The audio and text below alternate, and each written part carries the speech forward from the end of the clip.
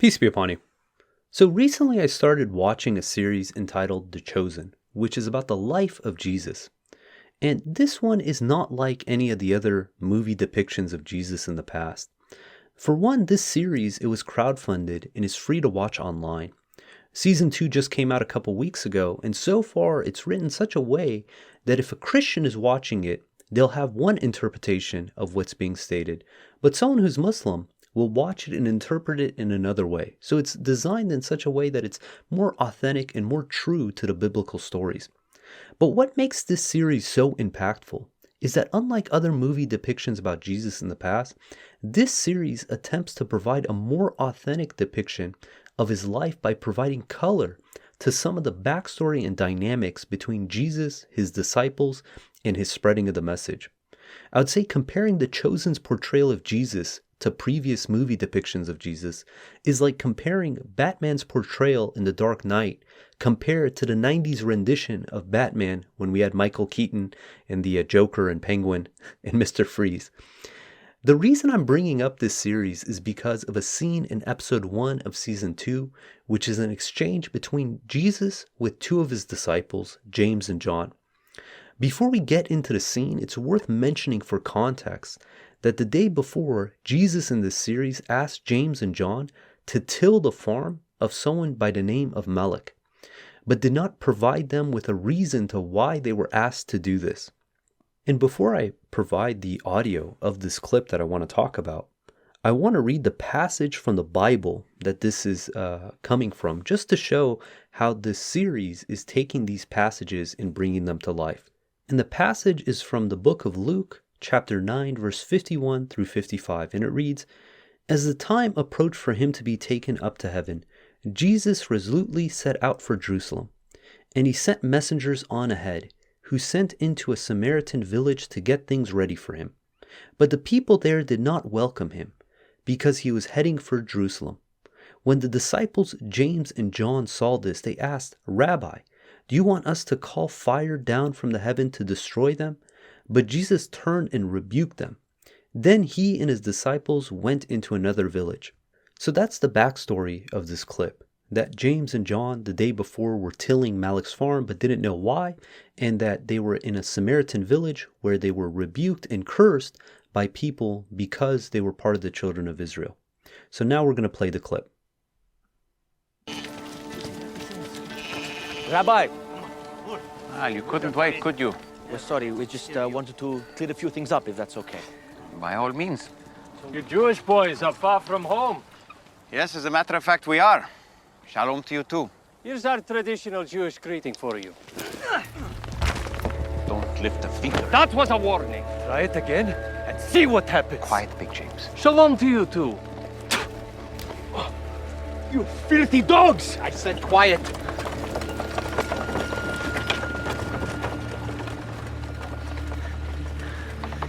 Let us do something.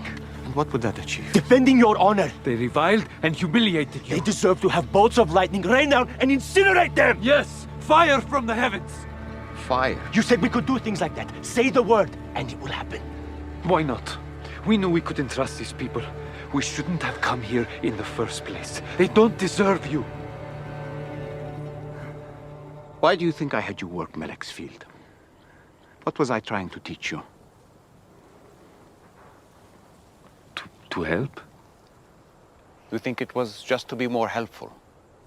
Or to be better farmers? It was to show you that what we're doing here will last for generations. What I told Fotina at the well, and what she then told so many others, it's sowing seeds that will have a lasting impact for lifetimes. Can you not see what's happening here? These people that you hate so much are believing in me without even seeing miracles. It's the message, the truth that we're giving them. And you're going to get in the way of that because a few people from a region you don't like were mean to you. That they're not worthy? What, you're so much better?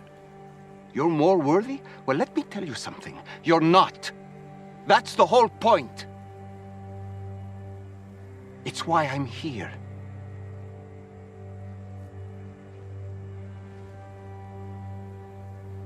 I'm sorry. Sorry, Rabbi. As we gather others, I need you to help show the way. To be humble. We will.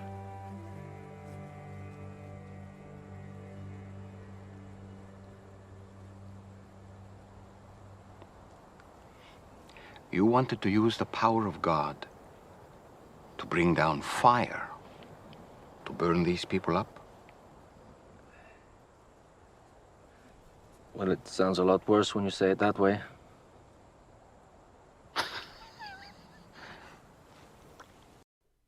God willing, you found that clip as impactful as I did. And there's a lot of lessons in those short dialogue, but I want to focus on one. This aspect that James and John were so quick to dismiss and demand that God send down fire to disintegrate these people who were mean to them, and how Jesus put them in their place. Most people are quick to write off and dismiss others for their actions or opinions, but a believer should not fall into this trap. The traits of the believer is that they are patient, tolerant, and equitable. In Surah 41, verse 33 through 35, we read, "Who can utter better words than one who invites to God, works righteousness, and says, 'I am one of the submitters'? Not equal is the good response and the bad response.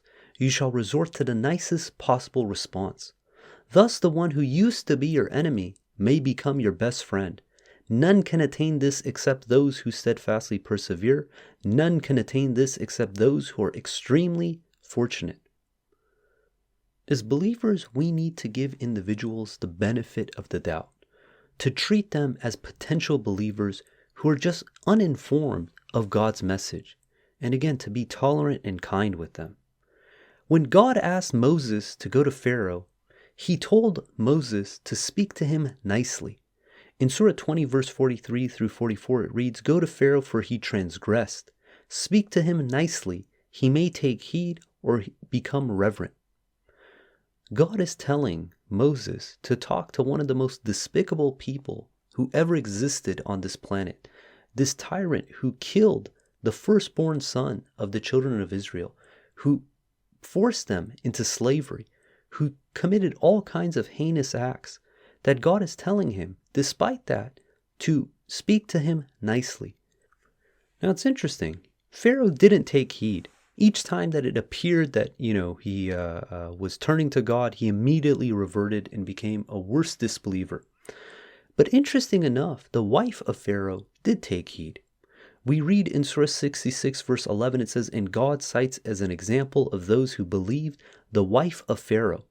She said, 'My Lord, build a home for me at you in paradise, and save me from Pharaoh and his works, save me from the transgressing people.'" Who's to say that if Moses and Aaron came out guns blazing, yelling, arguing, dismissing Pharaoh off the bat, perhaps Pharaoh's wife wouldn't have taken heed. Perhaps she wouldn't have became a believer. These exchanges that we have go far beyond the individual we're speaking with. The other observers, the people that we're not even conscientious of, they might hear about how we're preaching the message, how we are behaving, how we are talking to other individuals, and that might be reason enough to divert them from the message if it's done in an unrighteous manner. And if it's done in a kind and compassionate manner, it might actually bring people into the message. And we know in the Quran that if we repulse people from this message through our behavior, we are responsible for a portion of their going astray. And that is a heavy burden to uphold. In Surah 4, verse 85, we read, "Whoever mediates a good deed receives a share of the credit thereof, and whoever mediates an evil work incurs a share thereof. God controls all things." Another example about the importance of giving people the benefit of the doubt can be seen in the example of Jonah, who attempted to abandon his mission because he thought that there was no hope for the people of Nineveh. To put this in perspective, Nineveh was the capital of the Assyrian Empire, as well as the largest city in the world at that time. The Assyrians back then had an immensely brutal reputation of conquest and torture. And this was the reason that Jonah didn't want to fulfill his mission. And he thought that there was no hope for these people. What's the point of preaching to them? Yet despite this, God is informing us that the people did take heed and believed. We read in Surah 37, verse 139 through 148, it reads, Jonah was one of the messengers. He escaped to the loaded ship. He rebelled, and thus he joined the losers. Consequently, the fish swallowed him, and he was one to blame. If it were not that he resorted to meditation on God, he would have stayed in its belly until the day of resurrection. We had him thrown up into the desert exhausted. We had a tree of edible fruit grown for him. Then we sent him to 100,000 or more. They did believe, and we let them enjoy this life. We don't know of another messenger prophet that had this level of success that Jonah did. And to think that he was dismissive of these individuals that he was commanded to go and preach to remind them, to warn them, to try to bring them back to God's kingdom. And the reason is that we forget that we used to be like these people. There was a time when we were not guided, where we were astray. But by God's leave, God guided us. Even the Prophet Muhammad, before getting these revelations, he was committing idol worship. In Surah 40, verse 66, it says, this is the Prophet speaking. It says, say, I have been enjoined from worshipping the idols you worship beside God when the clear revelations came to me from my Lord, and I was commanded to submit to the Lord of the universe.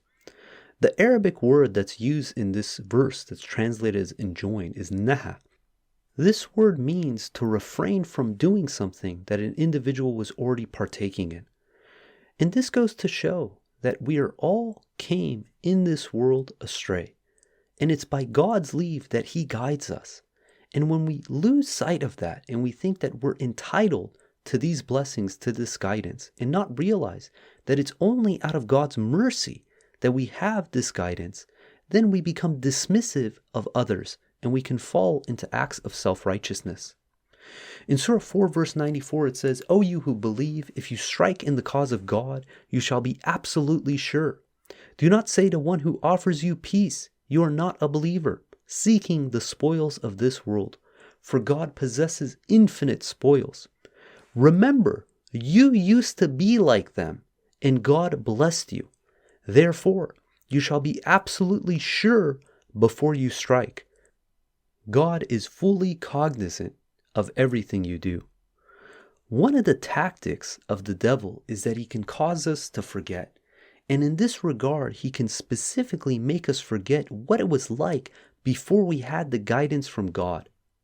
Satan can use this to breed self-righteousness and to make us quick to condemn others who do not see things the same as we do.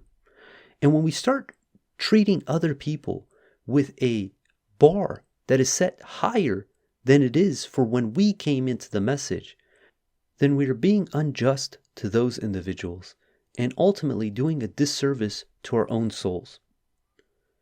But is there a time when it's appropriate to dismiss someone? Because in Surah 4, verse 94, it doesn't say do not strike. It just says you have to be absolutely sure. So do we have examples in the Quran when individuals are commanded that yes, they're absolutely sure that these individuals are to be disowned? During the time of the Prophet, he had many enemies. And because he was compassionate and kind and not mean-hearted, God made it clear to him that his uncle, Abi Lahab, was not one that he should be apprehensive to strike against. In Surah 111, it reads, Condemned are the works of Abi Lahab, and he is condemned. His money and whatever he has accomplished will never help him. He has incurred a blazing hell. Also, his wife who led the persecution, she will be resurrected with a rope of thorns around her neck. Abi Lahab was Muhammad's uncle and the leader of the opposition.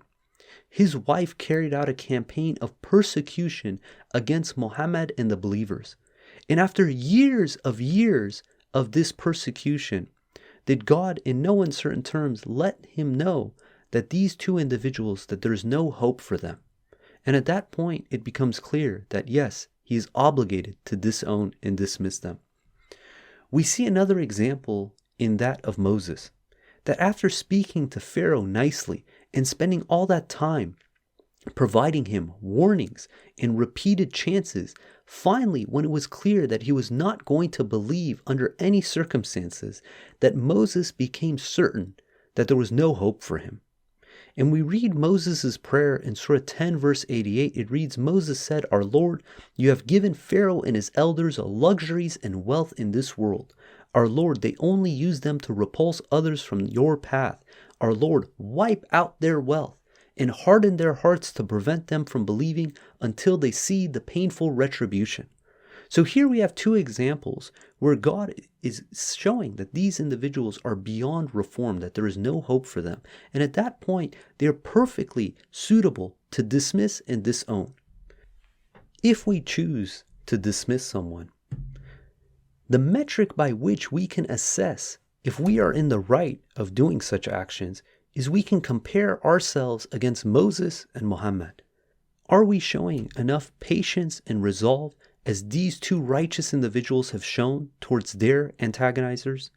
Or are we just jumping the gun in order to just quickly dismiss and write off these individuals and pray that they get disintegrated by fire from heaven? Because if we're doing it correctly, we should always err on the side of being tolerant and forgiving. We see this in the example of Abraham, who God describes as extremely kind and clement, and also as a close friend to God, which is probably the highest honor any entity could ever receive. He had a father who spent his whole life worshiping idols and even threatened to stone Abraham if he wouldn't stop discussing the matter of worshiping God alone with him. That Abraham, despite all this, still prayed for his father's forgiveness. Despite that this was an error on Abraham's part, God shows that this was an error he made in the side of forgiveness and tolerance. In Surah 9 verse 114, it says the only reason Abraham asked forgiveness for his father was that he had promised him to do so, but as soon as he realized that he was an enemy of God, he disowned him. Abraham was extremely kind, clement. In any decision we make, we have a choice which side we want to be more conscientious of. Do we want to be on the side that we're going to be too quick to dismiss or too quick to forgive? From these examples, I believe if we have to err on one side, we should err on the side of forgiveness. God specifies this for us in Surah 42, verse 37 through 43, where it discusses the traits of the believers. It reads, they avoid gross sins and vice, and when angered, they forgive. They respond to their Lord by observing the contact prayer salat. Their affairs are decided after due consultation among themselves, and from our provisions to them they give to charity. When gross injustice befalls them, they stand up for their rights. Although the just requital for an injustice is an equivalent retribution, those who pardon and maintain righteousness are rewarded by God. He does not love the unjust. Certainly, those who stand up for their rights when injustice befalls them are not committing any error. The wrong ones are those who treat the people unjustly and resort to aggression without provocation. These have incurred a painful retribution. Resorting to patience and forgiveness reflects a true strength of character. God is informing us that we have every right to stand up for our rights, to fight aggression and oppression wherever we see it. But God is also telling us that if we resort to patience and forgiveness, that this reflects a true strength of character. And ultimately, if we are high achievers, if we want to impress God, we want to rush to apply His laws, His commandments, we should always shoot for the best outcome and try to apply things the best we can. And that is by erring on the side of patience and forgiveness. In 1989, Rashad Khalifa held his last United Submitters International Conference before his martyrdom the following year. In this conference, he provided each of the participants a brochure, and I want to read the cover of this brochure. It reads, "Welcome to your conference and congratulations for being guided through God's grace to the only religion acceptable to God, submission. Divine blessings have been pouring forth at a breathtaking pace, and we need this conference to catch up, update our information, and unify our actions along God's blessed path. By divine decree, we are one eternal family. During the conference, we hope to set the example for ourselves, for our brothers and sisters, and for children to last until the following conference by God's grace and will. We must unify our contact prayers according to God's teachings in the Quran. We must unify our zakat practice, the fasting of Ramadan, and Hajj pilgrimage, and we must maintain the highest moral character throughout our lives. We have been immensely blessed by God, and we must exert the extra special effort to show our appreciation for God's gift and to make ourselves worthy of God's infinite grace. As a society of submitters, we must set the standard for moral and righteous behavior. We must be honest, trustworthy, truthful, chaste, loving, and peaceful. God and his angels treat every human being as a potential believer until the time of their death. Let us do the same. Let us love every human being as a potential believer who may become better than you and me in due time. This is no means the blind love. Our guide here is the Quran, Surah 60, verse 8 and 9. May God reward you generously for your time, effort, and financial sacrifices, your brother in submission to God, Rashad. God willing, let's take these lessons to heart.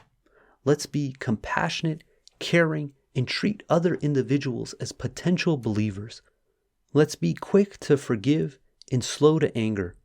And if we're thinking about dismissing anyone, to make sure that we're applying God's rules in the Quran and we're not doing it hastily out of anger or spite.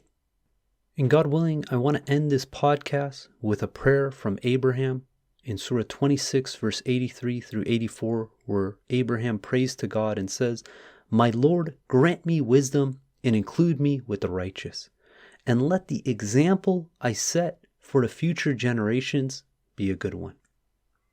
God willing, we're going to end there. If you guys got comments or questions, please hit us up at QuranTalk@gmail.com. If you want to follow along the verses of the Quran, please download the Quran Study app on the iOS App Store. And if you like the podcast, please leave us a review or share it with others. And until next time, peace and God bless. Rabbi. You couldn't wait, could you? We're sorry, we just wanted to clear a few things up, if that's okay. By all means. You Jewish boys are far from home. Yes, as a matter of fact, we are. Shalom to you too. Here's our traditional Jewish greeting for you. Don't lift a finger. That was a warning. Try it again and see what happens. Quiet, Big James. Shalom to you too. You filthy dogs! I said quiet.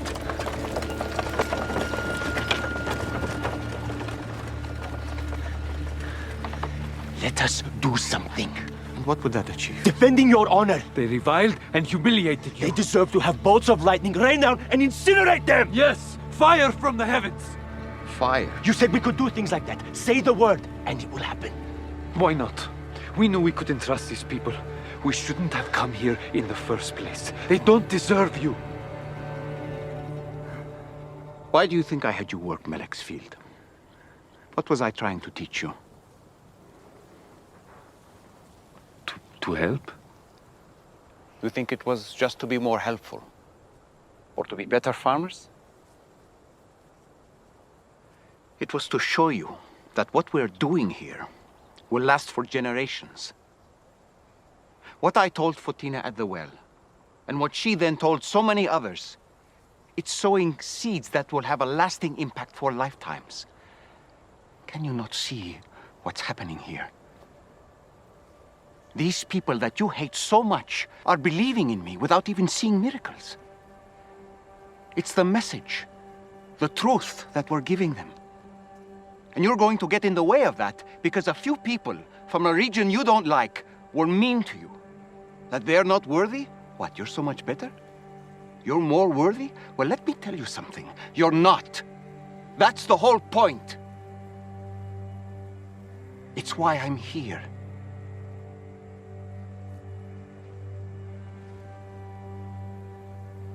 I'm sorry. Sorry, Rabbi.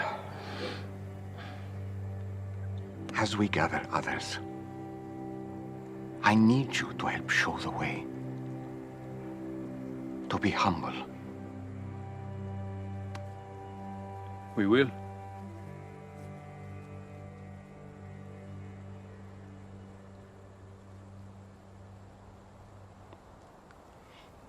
You wanted to use the power of God to bring down fire, to burn these people up? Well, it sounds a lot worse when you say it that way.